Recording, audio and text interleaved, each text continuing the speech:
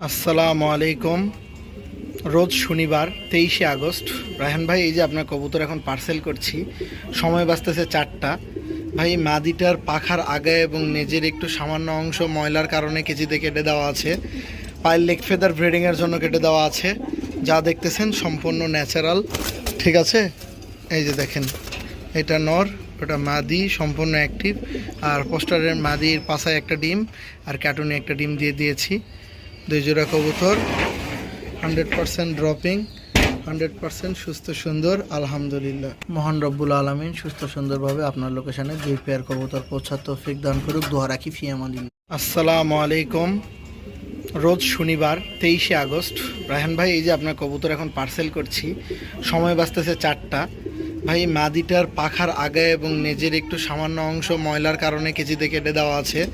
পায়ের leg feather ব্রিডিংয়ের জন্য কেটে দেওয়া আছে। যা দেখতেছেন সম্পূর্ণ ন্যাচারাল, ঠিক আছে?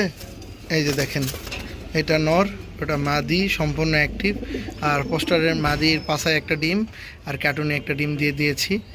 2 জোড়া কবুতর, 100% ড্রপিং, 100% সুস্থ সুন্দর, আলহামদুলিল্লাহ। মহান রব্বুল আলমিন সুস্থ সুন্দরভাবে আপনার লোকেশনে 2 পেয়ার কবুতর পৌঁছার তৌফিক দান করুক। দোয়া রাখি, ফি আমানিল্লাহ।